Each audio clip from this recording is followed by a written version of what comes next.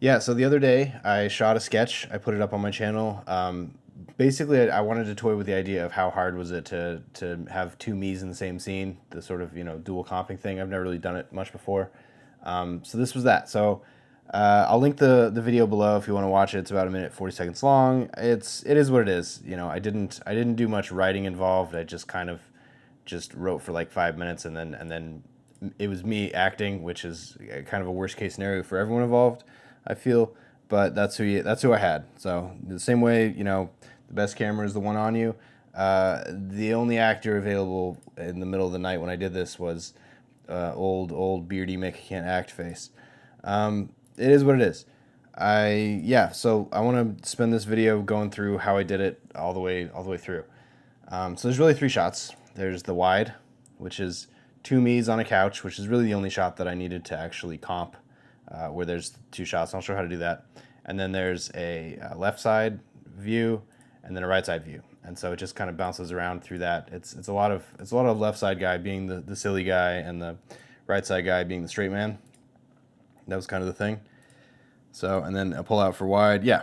So yeah, let's go ahead and get into it. Again, I didn't write it. That's kind of the most egregious part of the whole thing, is I didn't really, put much time into the script, which is good because I ended up missing a bunch of lines for the guy on the right anyway. So woe was me.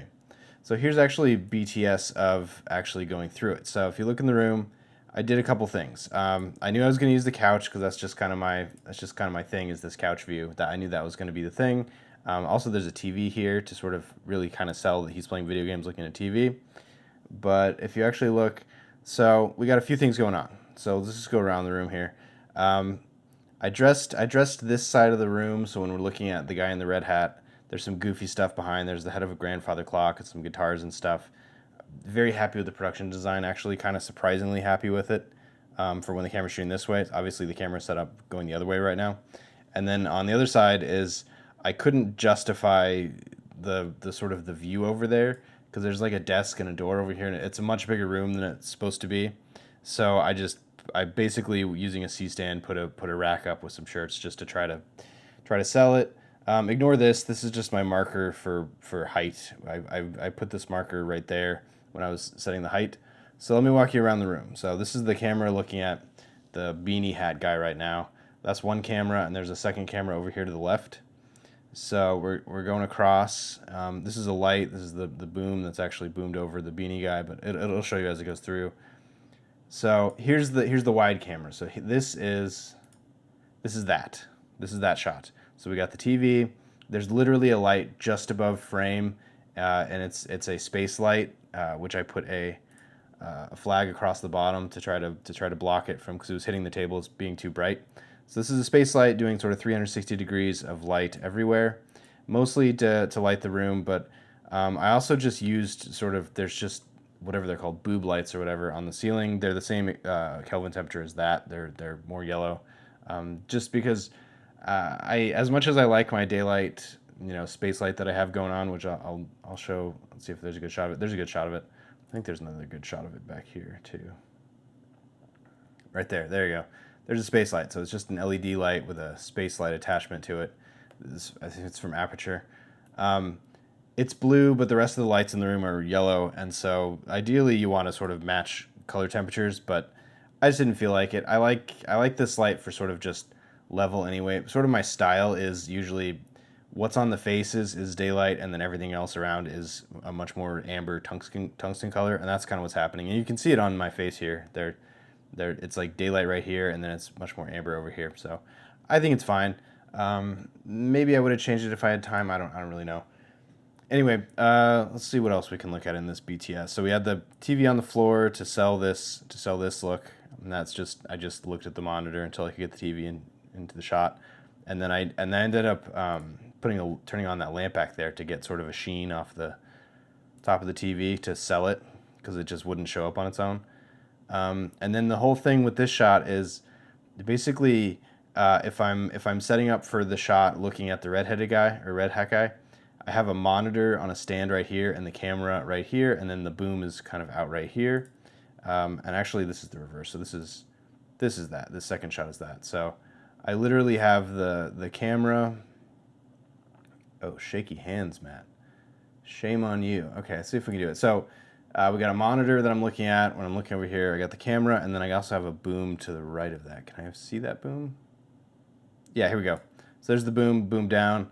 Yeah, and that's going right into camera. So when I just synced the audio, this camera was the only thing really taking audio. The other camera was just taking scratch audio, and I just synced them in the assembly cut, I think, or I don't know. I synced them somehow. So yeah, so I boomed over, and basically I just had to make sure that the line of sight for this camera, everything cleared it horizontally. So that was higher, and then just everything else just sort of stayed on. So this would have had to be moved. This was had to be moved over because the sort of the center line of the couch is the center line, as you do.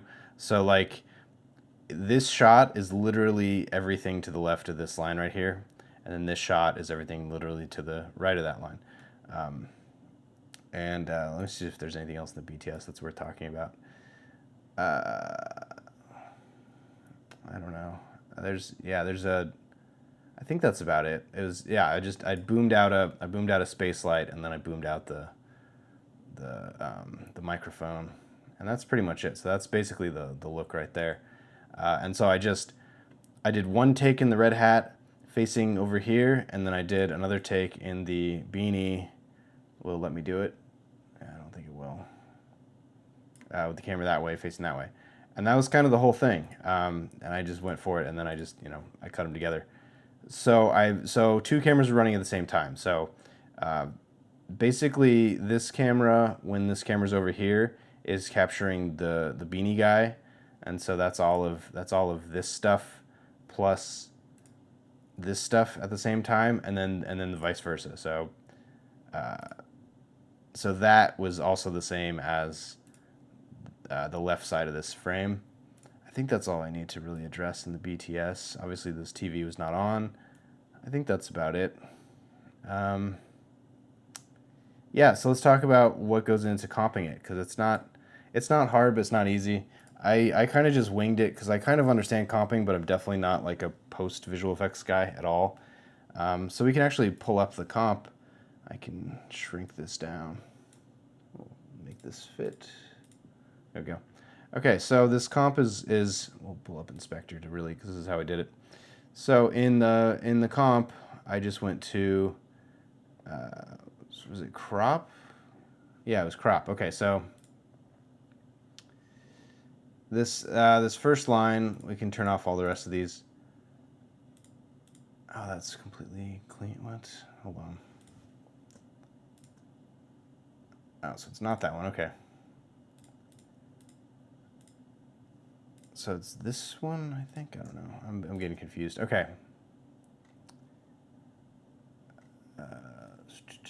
Composite mode. Yeah. Also, a bunch of these are just. It's like this. It should be this top layer should be that reaction shot, but I just set the opacity to 0, I believe. So that was just me being lazy. If I was a real editor, I would what's called shrink these down or compact these down so that you only see the top layer. So like, because this is a double comp, you would see 2, but the rest of them you just see 1, but I didn't do that. Yeah, so like this comp, let's see which one is the right one. It's not that one. You can see how good I am at this. It's not that one. Is it this one? Yeah, okay, so this one, we can get rid of those top layers because they're transparent anyway. So what I did was, there's the original shot, and then what I did was I cropped in that much, and then I feathered it a little bit, and the image underneath is just the regular image, but the other side. So this is the bottom layer, this is the layer above it, and this little seam that's not perfect is this crop that I did. So there's a couple shots where you can see me put my hand under the thing, but that's all I did. That's literally all I did. I didn't move the camera. It's not perfect. It does feel like the camera moved over a couple pixels in between the setups, which I don't know how that's possible, but that definitely feels like what's happened. Yeah, but it's very, very simple. There's a bunch of different ways to do it. This is not the only way to do it. This was just the fastest way I could think of. So, yeah. So, let me think what else I want to talk about, because that was really the hard part, was selling the dual people, and I think it sells. I mean, obviously the dimensions of the couch change because I'm sitting on it because of my fatness. Yeah, and then the other thing was just matching the shot reaction shot of that to this hat, because the Panasonic camera is an 8-bit camera. It doesn't shoot very. It is what it is. So my basically my close-up camera is my Blackmagic camera, which I'm very good at color grading, and then my wide camera is this much worse Panasonic GX8, which only shoots 8-bit color. And so whatever you shoot with that is baked in, and that's when you end up with this. So that's fine. I think that looks perfectly fine, and so I just had to go through the trouble of matching this to that, and then matching this to that. It wasn't a whole I guess I could jump into it. It's not tough. Let me look at the assembly, maybe. I don't know. We can just look at it. So, basically what I did was, I made stills. You don't have to make stills, but I like making stills, because what you can do is you can pick the item, and then you can pick a still, and you can do this, and you can sort of do the wipe. So let me find one that stands out. There we go. We'll inverse this. And so I didn't do much. Let's see, Control D. That is okay. I'm rusty. So I did a couple things. Because this is this fancy camera right here. This one right here is Blackmagic. It shoots in whatever it is, Blackmagic's film log profile, and so I like working in Davinci wide RGB, even though it's not color aware or whatever. I don't do that. So I did a color space transform to Davinci wide gamut from Blackmagic, and then I worked 2 nodes, and then I did a Davinci wide gamut direct 709. You don't need to do this. It's a workflow that I'm starting to adopt more and more. And so the 2 things that I did, and I think I didn't actually do it on this one. I think I did it on this one first.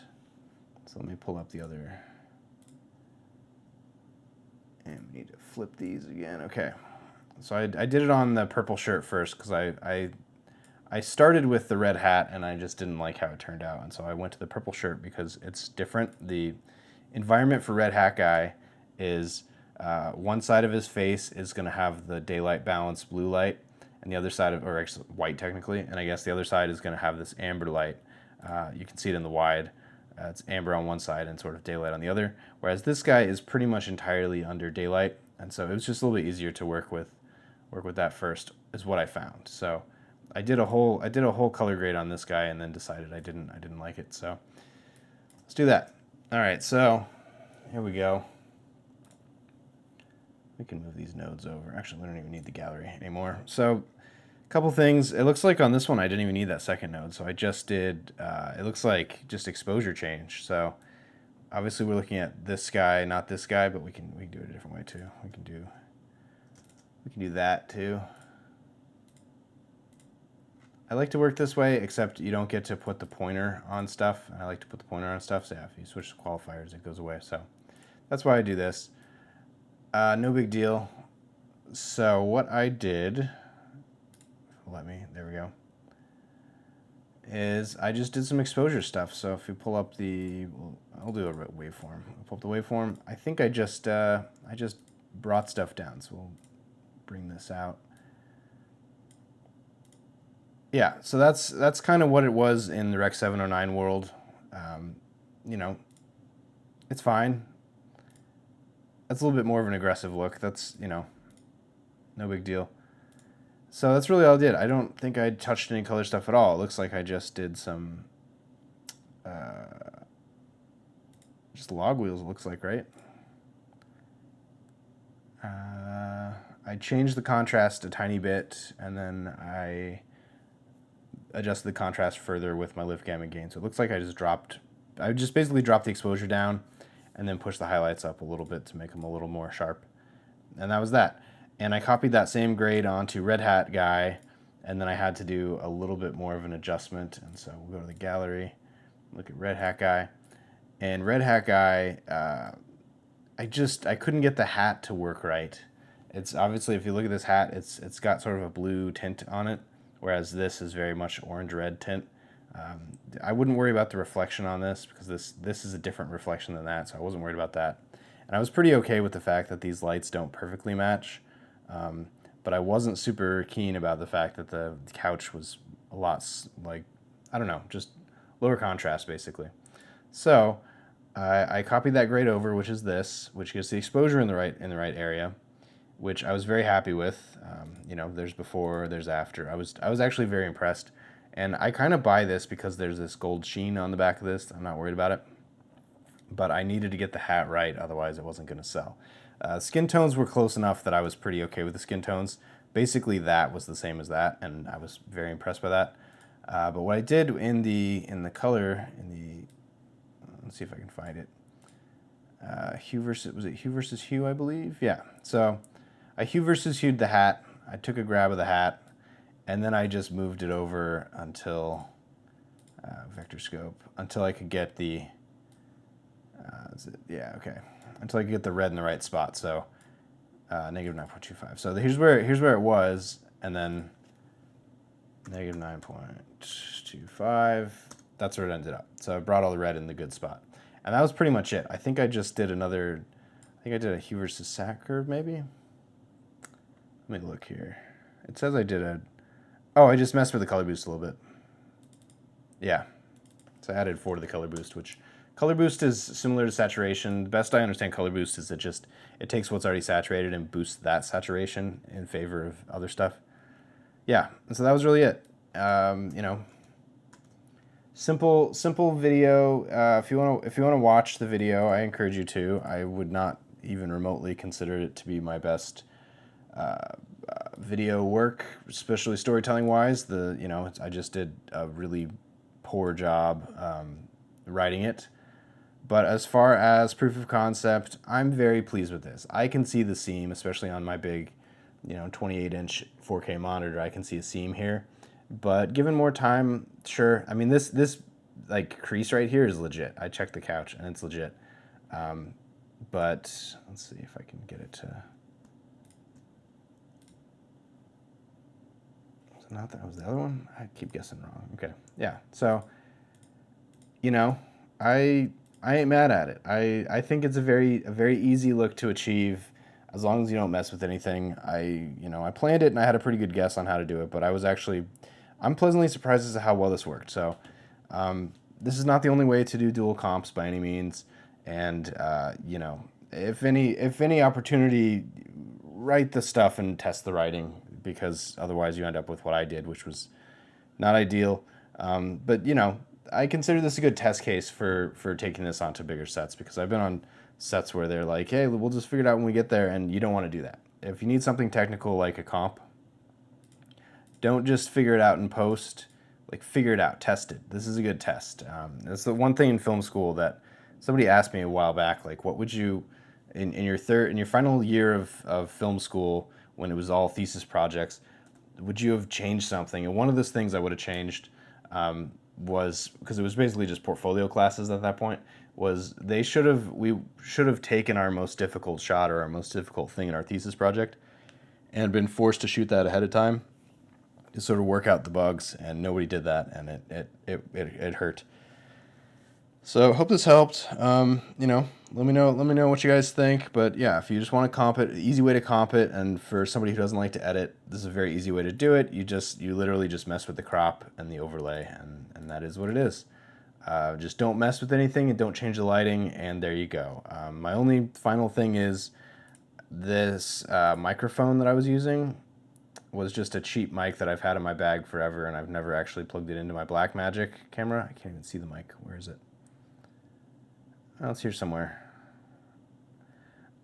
It's terrible. The microphone I used, oh, here it is. Yeah, it's a little shotgun mic. You plugged right into my camera. It's terrible. I won't use it again. It's too loud. It's too noisy. The preamps, the mic is too quiet for how quiet the preamps are, so I should have done something about that. So I prefer lavaliers anyway. I just wanted a clean look, so I wanted to not have a mic stuck to me somewhere. It is what it is. Let me know what you guys think. I will catch you next time. Like, share, subscribe, all that stuff. See ya.